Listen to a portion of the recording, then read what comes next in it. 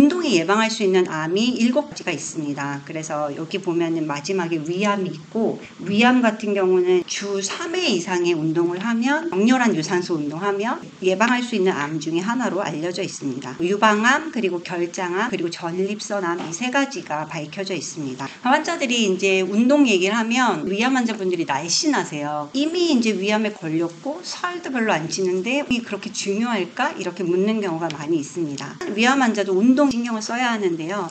첫 번째는 피로하신 경우가 많습니다. 그리고 불면을 같이 호소하는 경우가 있고요. 왜냐하면 이제 환자분들 보시면 알겠지만 기질상 좋게 말하면 되게 섬세하시고 나쁘게 말하면 좀 예민하세요. 자려고 누우셔서 계속 생각에 꼬리를 물고 잠을 못 주무시고 그래서 또 피곤하신 경우도 있거든요. 골다공증 거의 같이 가져가는 경우가 특히 여성 환자분들 많기 때문에 이런 부분을 생각하면 이제 위암 환자도 운동을 신경을 써야 합니다. 그리고 이제 신체 기능, 또 걱정이나 불안, 우울과 관련해서도 운동이 분명히 이걸 줄일 수 있는 연구 결과들이 있기 때문에 운동은 이제 위암 환자도 반드시 강조되어야 되고, 또 위암 경험자분들이 다시 잘 생기는 2차 암이 3가지가 있습니다. 그래서 이제 유방암, 장암, 폐암이 있는데 이 중에 특히 유방암, 장암은 운동과 아주 밀접한 암이기 때문에 2차 암 예방을 위해서도 필요합니다. 미국 체육 관련한 학회 에비던스 기반으로 말씀드리는 건데요. 암 관련 피로는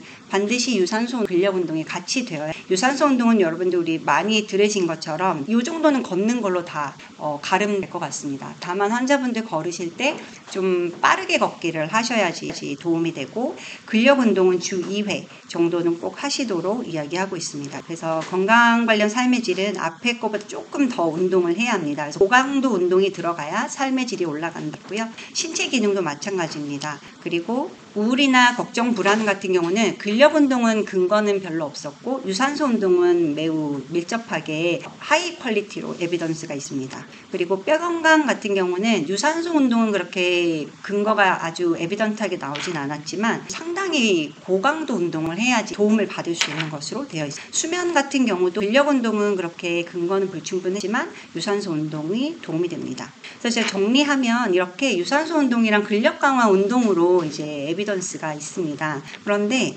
여기서 계속 중강 강도, 고강도, 운동, 신체 활동 이런 말들이 계속 되니까 조금 더 깊이 생각해 볼 필요가 있겠습니다. 신체 활동은 그 학문적, 체육학적인 용어는 건강을 증진하는 신체 활동입니다. 골격근을 사용하는 모든 활동 중에 건강을 증진시킬 수 있는 구조화된 것이 바로 운동입니다. 그래서 잘 설정되고 계획되고 반복하는 것, 이것을 운동이라고 이야기합니다. 예전에는 어떤 의사도 신체 활동이 이렇게 중요한지 생각 안 했는데요. 영국의 2층 버스 회사에서 올라갔다 내려갔다 하면서 티켓팅을 하는 안내원보다 운전사가 더 빨리 죽었습니다. 심혈관 질환도 높았고요. 그래서 이거를 관찰한 걸 계기로 신체 활동이라는 개념에 대해서 생각을 하게 됐습니다. 건강 측면에서요. 신체 활동은 차원과 영역으로 나뉘는데요. 디멘전 차원은 4가지가 있습니다. 모두, 빈도, 시간, 강도로 나뉘고요. 영역은 업무 관련, 일상 관련, 이동 관련, 레저 관련입니다. 이걸 나누는 의미는 환자분들 중에 걷는 진짜 열심히 하시고요. 집에 아무것도 안 하시는 분들 계세요. 소파에 그냥 가만히 누워 계시는 분들 계시는데 요거는 이제 간단한 데피니션입니다. 그래서 모드 같은 경우는 구분을 하기 위한 건데요. 우리 핸드폰에 비행기 모드 이렇게 있는 것처럼 구분을 해놓습니다. 학문적으로는 유산소 활동이냐, 무산소 활동이냐, 저항성 운동이냐, 균형 감각을 높이는 것이냐, 빈도는 앞서 그 모든 가이드라인에서 나온 것처럼 주당 몇 회 이런 걸 의미합니다. 그리고 시간은 한 번 할 때 하는 시간 또는 그 총합 이야기합니다. 인텐시티가 조금 복잡한 얘기인데요. 이 운동 강도가 어떻게 다를 거냐에 대한 개념인데 절대 강도와 상대 강도가 있습니다. 연구를 할 때는 객관적으로는 이제 생리적으로 측정하거나 아니면 환자분들이 지각적으로 이제 확인하는 거, 레포트를 해서 할 수 있는 것 중에 있고요. 신체 활동 도메인이라고 하는 영역을 보시면 직업은 이제 아무래도 예를 들어 가정의학과 의사보다는 외과 선생님이 훨씬 더 신체 활동량이 많겠죠. 그런 이제 작업의 형태, 그리고 어떤 형태의 직업이 있느냐, 또 집에서 살림을 할 때 환자분들 중에 냉장고도 맨날 열심히 청소하시고 이런 식 경우가 있어요. 그래서 같은 생활을 해도 활동량이 다를 수 있습니다. 요즘에 들어서 최근 몇 년 사이에 강조되고 있는 있는데 출퇴근 시간에 뭐 한 정거장 먼저 내리세요. 엘리베이터보다는 계단을 이용하세요. 이런 게 다 에비던스를 가지고 나오는 멘트인데요. 체육학 연구에서 시작되는 것들입니다. 여기서 비로소 운동이 나오는데 여가 도메인의 그 중에 하나가 운동입니다. 그 외에는 이제 뭐 레저도 있고 또 자원봉사 활동 이런 것들로 구분을 할 수 있습니다. 요거는 이제 개념적으로 알기 위한 거고요. 신체 활동으로 에너지 소비가 어느 만큼이냐. 기본적으로 우리의 대부분의 에너지 소비는 그냥 생존하는 데서 많이 70% 이상 쓰입니다. 그래서 맨 아래 보시면은 기초대사량. 기초대사량은 깨어있을 때 그리고 수면 중. 사실 보시면 상당히 많은 부분이 수면 중에서 에너지 소비가 있습니다. 체력이 안 되거나 이런 분들이 잠에서 자꾸 자다가 중간에 깨는 게 증상 중에 하나가 있죠. 그리고 식사를 하셨을 때 생기는 식이성 열 발생이 있고 요 니트라는 개념이 이제 최근에 가지고 강조되는 개념인데 운동은 아닌데 일상에서 신체 활동을 많이 올릴 수 있는 것 그리고 이제 액티비티 운동이 있습니다. 보시다시피 액티비티는 개인차도 크고 한 개인이 시간에서도 차이가 있습니다. 그래서 신체 활동의 강도를 먼저 좀 볼 필요가 있는데요. 신체 활동 강도는 아주 세덴터리한 것부터 비거러스한 것까지 5가지로 나뉩니다. 대부분은 중강도, 고강도 할 때 모더레이트과 비거러스 요들이 나오는 거고 여기 보시면 이제 활동들에 대해서 쭉 그래프가 있습니다. 그래서 조금 더 깊이 있게 보면 절대 강도는 아주 객관적인 지표입니다. 우리가 항상 그 체육할 때 보면 매트라는 개념이 있는데요. 미국은 표준 체중이 70kg입니다. 그래서 미국 연구 기반이다 보니까 70kg인 사람이 1분 동안 그냥 아무것도 안 하고 있을 때 하는 단위 우리로 치면 100원 이런 화폐 단위와 비슷합니다. 그래서 1매트 데피니션을 주고 예를 들어 3매트이다 하면 휴식 수준보다 산소 소비량이 3배 이상 되는 것들을 3매트라고 표현합니다. 그래서 이 매트를 기준으로 몇 매트 이상이면 고강도 그다음에 moderate 뭐 이렇게 구분을 하고요. 하지만 보시면 아시겠지만 같은 행동 같은 활동을 해도 어떤 분들은 정말 힘들어하시고 어떤 분들은 하나도 안 힘들어하시거든요. 그거를 이제 상대 강도라고 합니다. 그래서 개인의 노력 수준이 다르다는 개념이 반영이 됩니다. 같은 행동을 할 때 산소 소비량이 서로 다르고 보행 속도, 분당 식수 이런 것들로 이제 확인을 합니다. 그래서 지금 연구가 이 아래에 있는 연구 서큘레이션지에서 아주 그 피지컬 액티비티 연구를 할 때 어떻게 해야 되냐를 이제 완전히 정리한 리뷰 논문이었습니다. 참고로 한번 보시면 좋으실 것 같고 거기서 이제 언급된 내용들 중에 일부를 제가 정리한 것입니다. 그래서 옆에 표를 보시면은 상대 강도와 절대 강도를 기준으로 어떻게 나누는지 돼 있는데요. 근데 미국은 인포그래픽이 많이 돼 있습니다. 우리나라 환자분들 중에 운동 뭐 하세요 하면 강아지 산책시킨다는 분이 정말 많은데요. 그건 휴식이랑 똑같은 겁니다. 그래서 그거를 꼭 강조드려야 되고 사이의 것들이 하나씩은 좀 있어야 된다. 그리고 여기에는 없는데요. 엎드려서 방에 걸레질 하는 거 이게 중 이상 강도입니다. 제가 해보니까 진짜 힘들더라고요. 그 다음에 이제 모드에 대해서 얘기할 건데요. 암 환자분들 균형 있게 운동을 가져가는 게 삶의 질도 있지만 소화력에도 좀 관련이 있거든요. 그래서 유산소 운동은 아시다시피 제일 대표적인 게 빠르게 걷는 거죠. 그러면 중간에 좀 숨차고 노래 부를 때 힘들어서 못할 정도로 숨차게는 걸어야 그게 운동이다. 이렇게 설명드려야 되고 만보는 건강 증진에 그 효과 없었습니다. 7,000보 이상과 완전히 동일하고 어떤 분은 만보는 오히려 도움이 안 됐죠. 만보는 필요 없다. 7,000보면 충분하다. 이후에 달력 운동을 할 여지를 좀 남겨드릴 수 있을 것 같고요. 사실 좀 좋은 게 춤인데 연구에서는 춤이 가장 효과가 좋습니다. 그리고 만약에 조금 어르신이면 이제 태극권이 이제 하버드에서는 에비던스 있게 나온 운동 중에 하나가 태극권입니다. 보시다시피 윗몸 일으키기, 팔굽혀펴기 이런 것들이 있는데 위암 수술하시고는 당연히 윗몸 일으키기는 뭐 하시면은 뭉쳐서 더 소화가 안 되시거든요. 유연성 운동 그리고 평형 운동, 복합 신체 운동 이렇게 또 나머지가 있습니다. 도움이 되는 신체 활동과 운동이란 무엇인가?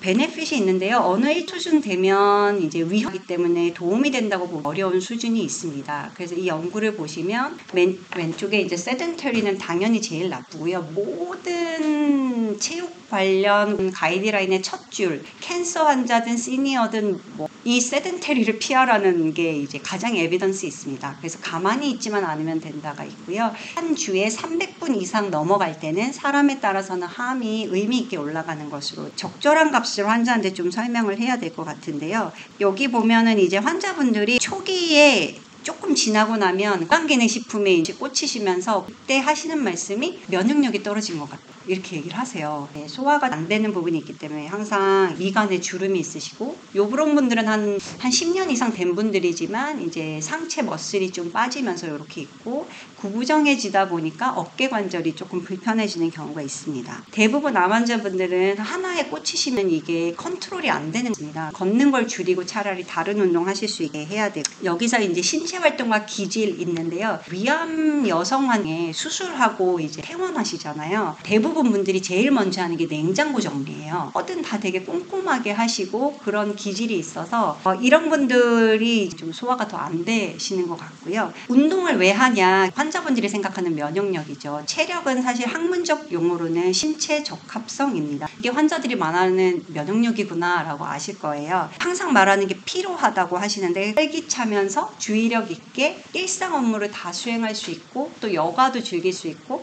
뭐 낙상이나 응급 상황에서 잘 대응할 수 있는 여기 체력이라는 거의 학문적 용어의 데피니션입니다. 체력은 사실 나이가 들어가면서는 줄어듭니다. 그래서 이제 많은 연구에서 이미 증명은 되어 있는데요. 25세를 기준으로 조금씩 떨어집니다. 그리고 45세 이후에는 좀 더 빠르게 된다고는 되어 있는데요.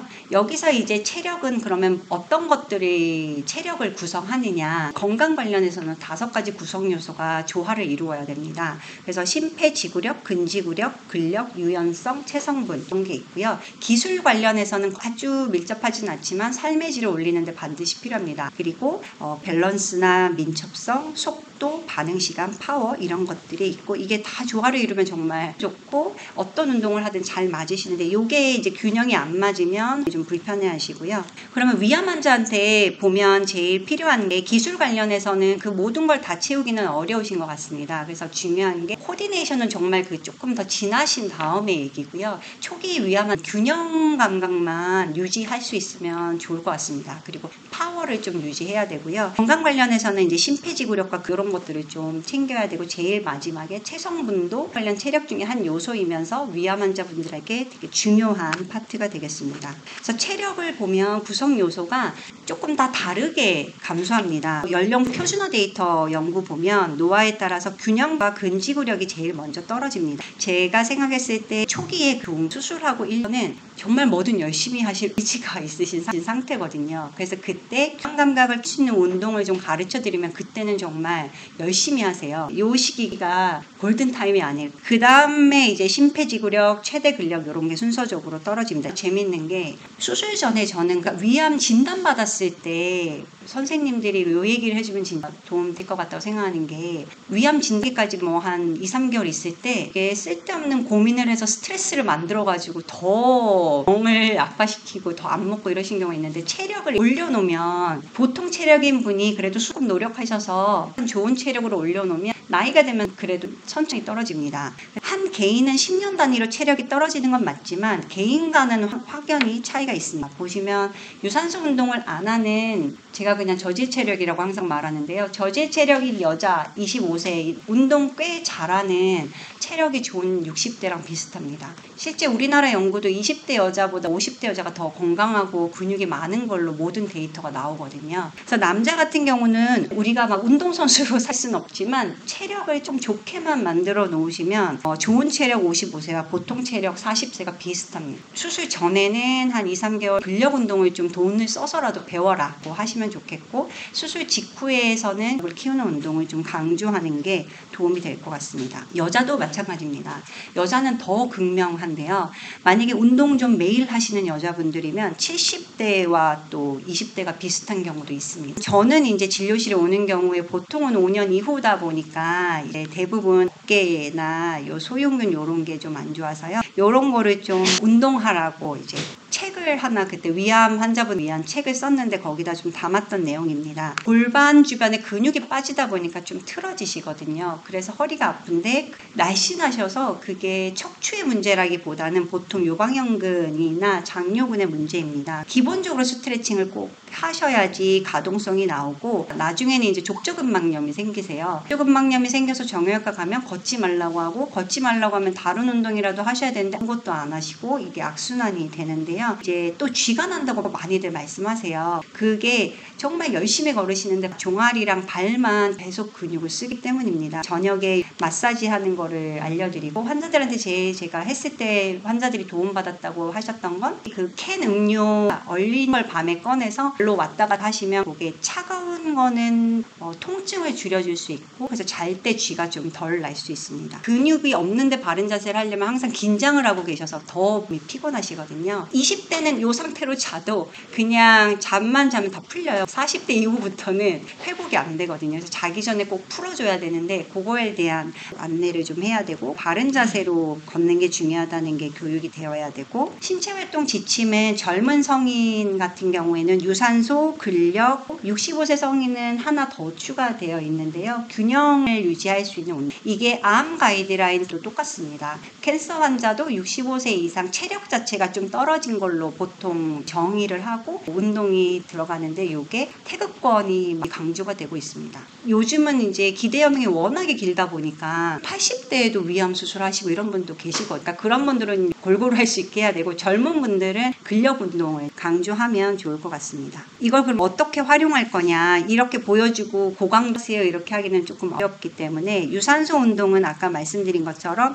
한 번에 2만 보를 걷는 것보다 한 3일 나눠서 조금이라도 나눠서 걷는 게 훨씬 이득이 좋다고 돼 있고 수술 직후에 다음날 열 안 나게 하기 위해서 많이들 걸으시는데 그거를 집에 가서 꼭 하셔야 된다 이렇게 저는 교육하는 게 좋겠다고 생각을 했고 저질 체력의 경우에는 매일 조금씩 하는 거를 추천하고 65세 이상인 경우에는 걷는 운동이 좋은 운동으로 알려져 있긴 합니다. 왜냐하면 부상이 적기 때문에 근력 강화가 중요한데요. 일단 엉덩이 허벅지 근육에 하는 운동 결국에는 런지나 스쿼트를 해야 되는데 안 해본 사람이 하면 바른 자세가 안 되기 때문에 더 통증이 있습니다. 그리고 PT 선생님 중에 젊은 남자분들은 대근육을 키우는 데 관심이 있고 재활은 관심이 없기 때문에 깐깐해 보이는 여자 PT 선생님한테 배워라 이렇게 얘기하고요. 균형 운동은 이제 사실은 아주 초기에 있는 분들은 중요하지 않지만 집에서 해볼 수 있는 게 직선으로 그어놓고 걷는 거, 그 다음에 발가락을 여러분도 해보시면 구두를 신기 때문에